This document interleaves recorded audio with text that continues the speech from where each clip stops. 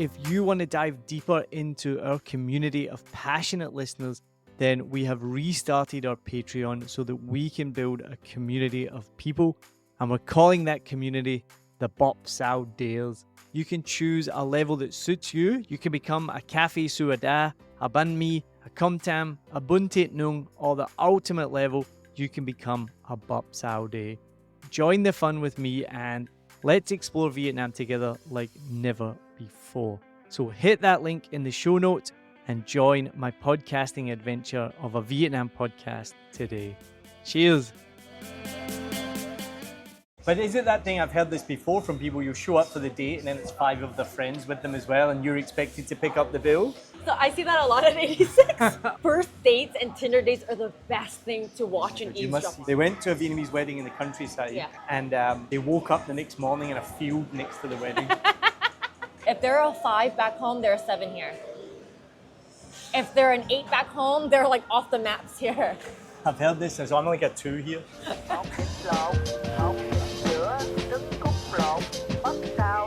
All right, I'm here at 86 Proof with Rochelle Nguyen, or Nguyen, if you want to call it that. We've just done our episode of a Vietnam podcast. When did I first message you? 2021? February 2021. It's taken a long time to get Rochelle on the podcast. We're going to have a famous whiskey sour here at 86 Proof, and we have an important question to ask you. Yeah. What is an unwritten rule for an expat? So we're going to sit down and talk about unwritten rules for expats. Unwritten rule. This one's geared towards the guys who come here and start dating. Nobody comes here and starts dating. No, I'm kidding on, of course. I mean, Tinder here is what, like, the apps here are wonderful for guys. Not so much for girls, but it's wonderful for guys here. So why is that though? So we've talked about this before. Yeah. Why is dating better for guys than girls? I think guys, when they come, if there are 5 back home, there are 7 here. If they're an 8 back home, they're like off the maps here. I've heard this, so I'm only got 2 here. No, dude, this is the thing. There is this thing that like Western guys get more attention here and whatnot. I don't know what this says about me. I don't think I've ever been given any attention from But is it just because you don't know when a girl's flirting with you? A lot of guys are like that, though. I like to think that. I'll tell myself that I just don't. But honestly, like, because you hear about like guys get or girls hit on them. Yeah. I honestly don't think I've ever been hit on here. I'm quite sure you haven't. You just haven't realized it. The amount of times that I've seen guys here where girls, they're nice. They're not like hookers or anything. Yeah. They come up, approach a guy. The guy has no idea they're being flirted to, and then they'll moan to the bartender, be like, "I'm so single, girls, don't talk to me." I'm like, there's a pretty girl right there. Let me tell you, the one time I thought I was being hit on, right? So Adrian and I were at Layla, another great cocktail bar, and there was an attractive girl over there. I think we maybe crossed eyes or whatnot, and then Adrian went to the bathroom, and as soon as she went to the bathroom, the girl jumped up and started walking over to me, and I was like, oh my God, what do I say? I don't know what to do. Anyone who doesn't know who Adrian is, she's my wife. We've been together for like 13 years. We've been married forever. This never happens to me. And I'm like, oh my God, what am I going to do? What do I say? Obviously, I'm not going to like be hitting on her, but you know, I'm not also going to be like, no, I'm married. Like, I'm like, what do I say? So she walks up to me. She's like, excuse me. And I was like, yeah. She's like, can I borrow your power bank? Oh, you were all so nervous for nothing. Yeah, I was absolutely gutted. I was like, shit, because my phone was charging on a power bank, but also my phone was charging on a power bank because I was using it, like I needed it. So I had to be like, no, like you can't use my power bank. Yay, whiskey sours are here. Thank you so much. Oh wait, I never answered the question. Well, let's go back. Let's have a taste of the whiskey sour. Okay. So thank you so much for being on the Saigon Sunday sessions. Don't you love doing podcasts with like bars? You just get to drink. Well, I've talked about this before. I don't drink in pod. So it's really interesting. I did a podcast. Well, so this is the Saigon Sunday sessions are different because they're a bit more casual. And I will have a drink on the Saigon Sunday sessions, but on the normal podcast, I don't drink at all. Yeah. And we did an episode of the Saigon Sunday sessions recently at East West with Free Flow. And my wife, Adrian, who's amazing, listens to all the episodes. She's like, I actually found it really interesting because you explained on the Saigon Sunday sessions why you don't drink in pod.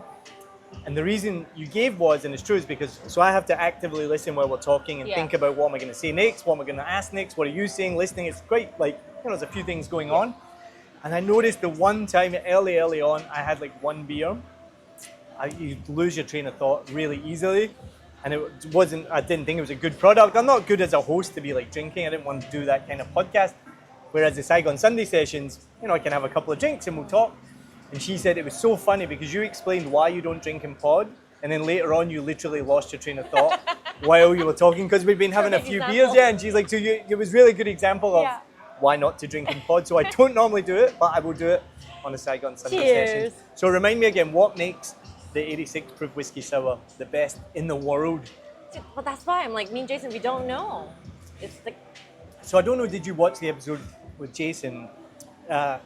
We call it the 86 proof test. Yeah. So anytime Adrian and I have a whiskey sour, we literally look at each other and we go, is it better than 86 proof? And I think the answer is almost always no. I think we had one the other day and I can't remember where it was, and Adrian was like, I think this might be as good as 86 proof. I think it also comes to when we're training the bartenders in the beginning to pick the certain type of ice. So if you shake it too much or you choose ice that's the wrong size for the shaker, then it gets over diluted and it gets a little bit bland. So I love this. You just said to me what you told me in the other podcast. You don't know why your but then like whiskey sour is so good, but you told me it took 34 iterations to get here, and you know the exact type of ice to use in the shaker. So you guys but do the thing know. is, if you tell me, for example, when we're training a new bartender, right? There's not really like a 1 to 10 of how to do it. It's the feel of it. It's the feel of when you shake the egg whites to the perfect texture. Yeah, right. You can't really describe it. It's just. You know it, the bartenders will kind of teach you that's when it is, and you just have to know by muscle movement and how it feels in your hands. I used to be a barista and I would make coffee, so I understand what you mean because getting the milk foamed up. Yeah, like the foam texture. You couldn't say to somebody, foam it for 20 seconds. No. You'd have to be like, you got to feel it. You understand when it's burnt or when it's not. Yeah, because everyone has a different shaking style too, which is fine, but then different shaking styles will also mean you have to adjust a little bit different in terms of your timing as well. So that's why it's a little bit hard to explain. There's no 1 to 10 for it. It's a feel. But you guys definitely know more than you're letting on. But so to go back, the question was, what is an unwritten rule for expats in Vietnam? Yeah. And you have a very good example and a story. So I say this to all of my guy friends that come here and are single or just newly broken up and they're dating, is that once they start dating a girl, never go home with her during the to her hometown. Never. Ever. And why is that? Because that's like we're engaged. That's announcing to the family, especially her grandparents, that you guys are going to be getting engaged. Now what I love, tell me what happens. I can imagine this happening, right? Yeah. The guy doesn't speak Vietnamese, the family do, and so she's like, Gran, this is my fiance, we're getting married in Vietnamese, and he's just like nodding like, yeah, because that's what you do, right? Is that what they do? And smile. But do you think that's what the gurus do? I think that's what happens. I don't know if it's on like a purposeful thing or I think it's a cultural thing too. Yeah, right. So I know a lot of guys who dated girls where they want to hop from just casually dating to the boyfriend-girlfriend relationship status right away. But they're like, wait, but we're still getting to know each other yet. We're dating. We're not boyfriend-girlfriend. Yeah, so that's where I've noticed a lot of the dating differences are. I didn't know that one, so I don't know anything because I don't date, obviously. So Vietnamese girls culturally they think as soon as they're starting to see each other, going on a few dates, they think they're boyfriend and girlfriend. I think that's a little bit more the traditional mindset here, yeah. Unless they've dated a lot and they've met more foreigners, then they're not really used to that aspect. Yeah, whereas in the West, again, I'm not really, even before I was married, I didn't really date, but more in the West, I guess you might go on several dates, but you're still not dating. No. You gotta wait to have that conversation. Like, you're exclusive and then you're boyfriend girlfriend, right? There's so many little steps. And whereas here it's kind of like, it must be interesting. So if you're Vietnamese man and woman, and does that make it more difficult, or you're more reticent to date because you're like, I know if I go out with this girl more than once, we're already boyfriend and girlfriend? Maybe, yeah, could be. Yeah. But then I was telling you earlier, so friend of a friend, they were dating for like about 7 months, and then he liked her. Like they were dating, they were boyfriend, girlfriend, but he wasn't ready to marry her or anything. He went home during to the countryside, and about like 6 months later, they were planning a wedding. Did he go through with it? I don't know if they ever got back together, but at that point, the last time I heard the story, he broke up with her like maybe a week before the wedding because he didn't know how to say no. like suit measurements and everything. But I guess at that point, Vietnamese families are so hands-on in weddings. Oh, really? They're really all up in your face. It's the parents' wedding, not your wedding. Interesting. So have you ever seen on the expat groups, maybe it's in the expat groups more than expats, of Vietnamese women advertising for a Western boyfriend to come back with her during Tet? Oh, really? And pretend that he's her boyfriend. Seen that. I saw it years ago. I haven't seen it in a long time, but I definitely saw it. She basically was like, I'm looking for a Western guy just to come home with me. I will pay you. It was like $1 million a day or something like that. Just because I know my family will be impressed if I come back with like a Western guy. And just, I mean, that sounds fun. I think I saw a few comments that were like, yeah, that sounds like it'll be a good time. Like they were like, no sexual relations. I'm not asking for you to just come and just pretend you're my boyfriend. But I think when guys go home to meet the Vietnamese girl's family, it's a lot easier than when a girl has to go home to meet the Vietnamese family. Guys, because like you come home, they're just so excited that you're white. And then they just want to feed you. They'll just feed you, eat, maybe ask you too many personal questions. Like they'll ask, how much do you make? How much do you have in your savings? It's crazy. They'll ask you what your parents do. Your parents have property. Those will be the first like 5 questions. When I met Jason's aunt for the first time, I didn't even meet his parents. I met his auntie first. First question she asked me was like, are you from the north? Are you from the south? Second question was, do your parents own any property? Wow. So how did you guys meet? Because I don't think I know this story. Oh, really? It's so common, right? Like we know so many people that have kids now, and I think it's such a beautiful thing because there is a bit of a stigmatism, right? Like, oh, we met on Tinder or whatnot, but that you're like, it's just the way it is these days. We know so many beautiful couples with children, and you're like, how did you meet? Tinder? How did you guys meet? Working together. Yeah. It's normally the way it is, right? Like before Tinder. So we met before Tinder was a thing. Which makes us seem really old. And that we both remember clearly the first time we were hanging out with a bunch of friends in New Zealand, and this guy, James, his name is, told us about Tinder, and we were just like, wait, what? And this was when it was more of a hookup app. Literally, he's like, yeah, it just tells you anyone who wants to hook up within like a kilometer or 5 kilometers. And we were like, what?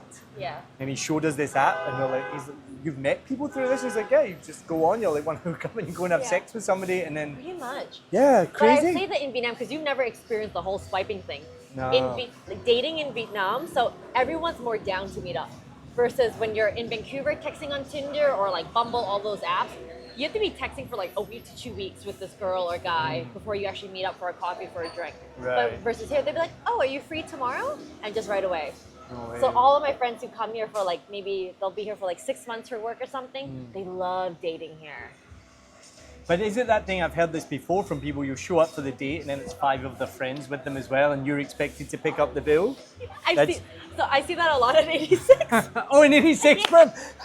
It's one. First dates and Tinder dates are the best thing to watch and eavesdrop on. You must see so much. So good. It's wonderful. So what's the most extreme or most memorable one? You remember seeing someone come on a first date and then there's like a gaggle of... Usually it's 2 girlfriends, but they don't come right away. So the guy's so eager. He's so happy to meet this girl. The girl's pretty. Yeah. She's a little bit shy, and he's so eager. He's just talking. First time in Asia, maybe. Pretty much. Yeah. And then her friend comes, and then he has a look at like, wait, is she joining us, or was she on a different table? Yeah, right. And then afterwards, he'll just be like, fuck, I got tricked. And then that's when he'll just check out, and then he'll just be on his phone. Yeah. Yeah. I've heard stories before. I don't want to say the person's name. He told me he met up with his cousin. And he thought he was just hanging out with a family member, and she literally brought like 5 of her friends, and then the bill comes, and it's like, so you're paying. I've seen it posted on the expat groups. We see it here less now because the staff can usually pick that up, and they split the bills now. Oh, really? So they'll bring the bill for the guy, and they'll bring the girl for the girl, be like, here's your bill. And then if the guys be like, it's okay, just combine it, then we'll combine it. But it's an extra step to do that, yeah. So going back to the Vietnamese weddings, we were just talking earlier, so I've not really been to many Vietnamese weddings, just one. You need to. The weirdest thing was that, you know, with the Western wedding, we love a wedding, like we dance and we have a great time, you know, we do the food and then you dance. We were at our best friend's wedding, Kim and Lewis. She's Vietnamese, he's English. Amazing wedding, you know, you sit down, have the food. I was at MC, which was cool. I was you were the MC? The English MC, so there was a Vietnamese MC and an English MC, which was quite funny because there was only one table of people who spoke English and then everyone else spoke Vietnamese. So I was literally just talking to like our friends. But it's so funny. So you finish the meal and then you all go up on the dance floor. We're all dancing. And I remember we were having a great time on the dance floor. It was us and all the Westerners. And then I looked around and every table was empty. Like empty. Because that's what happens at a Vietnamese wedding, right? They piece up before dessert. Yeah, it was crazy. I was like, well, where did everyone go? Yeah. Like, what happened? Yeah, Vietnamese weddings are just, you show up, it starts at like 5 or 6, everyone shows up an hour late. Wham, bam, uncle singing, and then that's it. Done. Weird. And have you been to a wedding in the countryside? Yeah, Jason's cousin's wedding at the beginning of this year. So tell me about that, because I've heard some stories about Vietnam country weddings. That was tiring. Tiring. So we didn't, I knew Jason was going to be part of the bridal party as a best man. I didn't realize that I was also going to be in the bridal party. So she's like, hey, like, I would love it if you were my bridesmaid.